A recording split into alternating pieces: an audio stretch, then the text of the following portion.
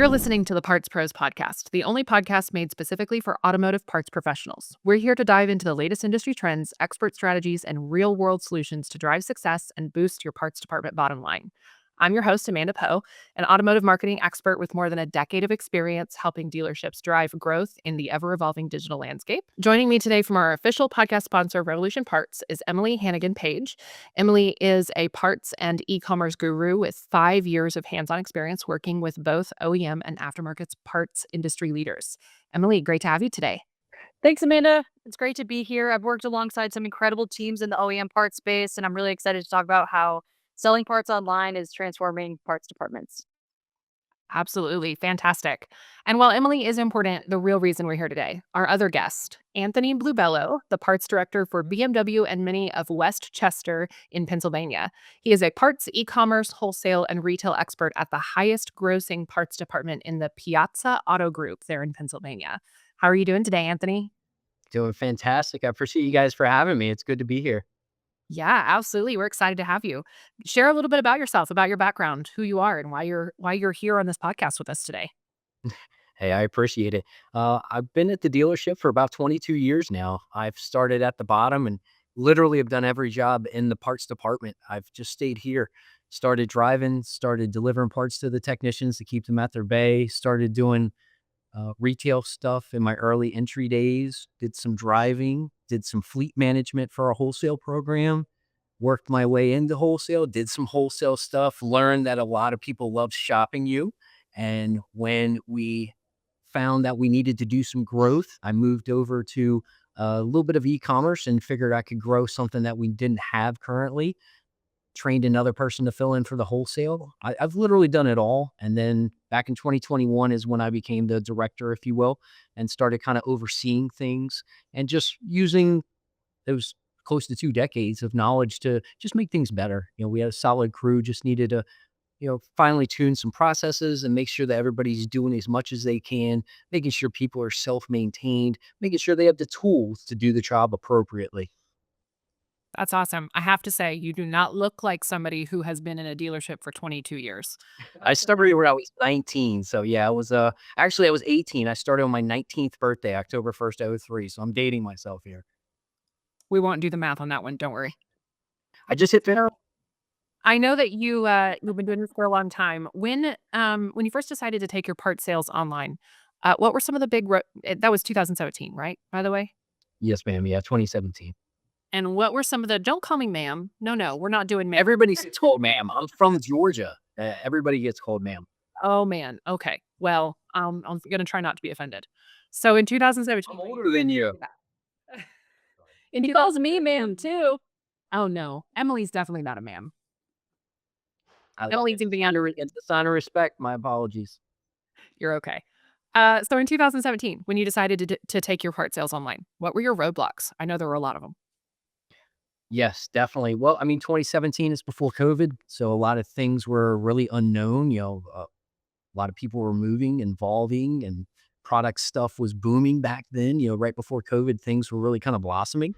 Our biggest hurdle, at least that I felt right off the bat, was incorrect dimensional weight, having wrong sizes, just literally losing on shipping nonstop. I mean, getting on the platform, that was easy. Getting up and running, getting our catalog updated, adding the canned messages. I mean, doing all the stuff that needs to be done before you can flip the on switch. That's in general. But when somebody literally walks away from you and it's like, all right, it's yours. You see the orders coming in, you start getting excited, and then you immediately just get sucker punched when you're losing money on shipping. And there's nothing that a director, controller, GM wants to see than the freight account go down. So that was a huge hurdle for us. I think initially it was, all right, let's hump the brakes. We start microscoping each order, but the biggest thing is just updating them as you come across them, tweaking those processes throughout the thing. That was our hugest hurdle. And it didn't take long. I mean, it took a couple months, don't get me wrong. There were some negative months, but you got to just keep picking at it. Yeah, I've talked to some parts directors that say, "Well, I have no interest in selling online. I've done it before," and that shipping problem was their biggest problem. Somebody orders rotors, and according to their spreadsheet, the rotors weigh a pound. We all know no rotors weigh 1 pound. So they charge to the customer for FedEx shipping based on 1 pound of weight. And then FedEx gets that package and it's 50 pounds. And so now they just lost all their profit on shipping. And that parts department says, you know what, we're not selling online anymore. This is a problem. That's a great way, a great example actually, because I call 'em manhole covers. Some of our brake rotors are 15, 16 inches in diameter and weigh 30, 40 pounds each. Yep. And if you get the weight wrong on those, you really will lose every bit of profit you have on that FedEx shipping. Oh, definitely, totally. So you had to make a lot of tweaks to get weights right, to get dimensions right, to make sure that you were actually charging the correct shipping whenever you were shipping these parts. How do you handle the challenges with keeping up with things like the world we live in today with fast shipping and inventory accuracy to keep those customers happy? Daily processes is my biggest kind of push. If you have a daily process so that way nothing gets missed. I mean, literally, whether it be going in your DMS and looking at your special order receipts, whether it be physically walking over to your special order shelf, or you have one person that's already dedicated to checking stuff in that can tell you, hey, we got X amount here. Let me get some paperwork moving. Daily processes isn't huge. I like to delegate. I really enjoy doing the work myself, but if you can delegate just little tasks to two or even one person, you can stay on track. But also with that process is updating the customer with a canned message, automated message. The platform that we use actually has automation built into the background so you can set things up so that way it does send automatic messages and text updates as well. So I think staying up to par and keeping that communication is key. And then also having your processes online. Not a lot of people look at the processes online, which, I'm guilty of as well. I'll check the box saying I agree to terms and conditions as well.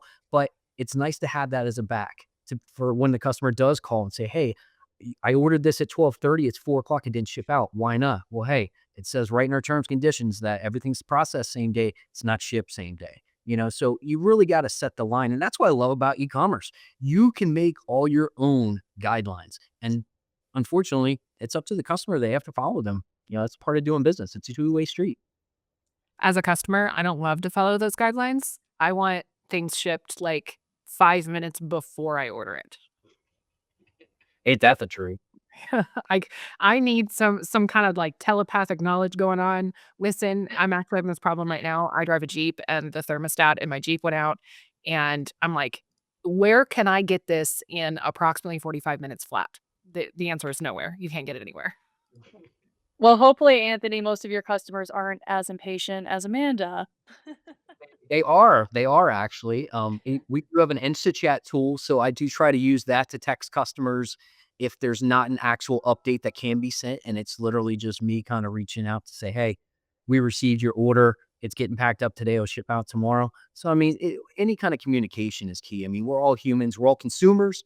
You really just got to treat it like it's yours, and that's what's going to make you succeed. The more you can put in, the more you'll get out of it. Yeah, absolutely. Yeah. Speaking of, I'm hearing Well some put. some parts department, sounds going on behind you, so it sounds like, you guys are Try sched to do that. It's not working. No, you're okay. I think the parts depart for people who aren't watching, Anthony is sitting in front of a stack of tires in the middle of his parts department, still taking orders while he talks to us. So the work never ends. No, if you're not selling, you're not making any money. But that's the beautiful part about e-commerce. It doesn't shut down. And as Absolutely. long as you have some people in play that can keep the thing rolling, I can take a Friday off and have somebody else cover for me. So it's processes. It's all about processes. I think a lot of people would say that's the beauty of e-commerce, but that's also the problem with e-commerce. It never shuts off. You never stop selling. What owner wants you to take a day off from selling? Think about that. That's true. That is very true. Well, speaking of, talk to me about how you make your part store stand out online. I think that chat that you just talked about is probably one way that you're making yourself stand out online. What else are you doing? I think photos is huge. I don't know about you, but we're all consumers. Seeing a photo of the actual item you are buying is huge. So there's a lot of times when I see some movement on a new part, maybe something I didn't think was going to be a popular item.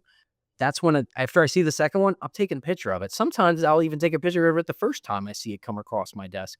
But if you can focus on, let's say 40 SKUs, 20 SKUs to make them really stand out, that gets the customer to you. That makes you stand out. And then after you get the photos, add a nice description, driver's side, passenger side, just little, I'm not talking a full paragraph, but just letting somebody know this is for the driver's side of the vehicle. Because a lot of people look at the car, they don't understand it's industry standard. If you're in the car, it's driver's side. But adding some good descriptions, adding the photos, and then fixing all of those dimensional weights along the way will help it, you know, end up like a well-oiled engine like it should be.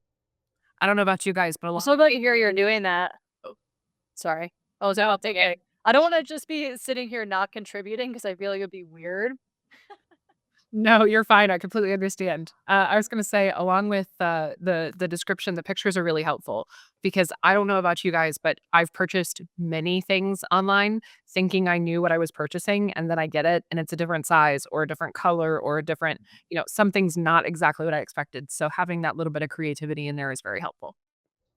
Oh, definitely. No, I totally agree. And plus, with options on cars nowadays, you could have park distance sensing, you could have human recognition, you could even have anti radar, for automatic cruise control and stuff like that. So, funny thing is, we sell a lot of black kidney grills for BMWs. That's a really big ticket item, and they're two, three, four, $500 depending on the year. So, having a picture of that and having a customer buy it and not add their VIN, sometimes at least the picture will say, "Hey, mine doesn't have the hole in the middle." Kind of draws a little bit of confusion. But once again, with the processes, we ask for a VIN for every order. And if they don't give us the VIN in 48 hours, we ship the part they ordered. Because guess what? It's in my terms and conditions that they have to pay for return shipping.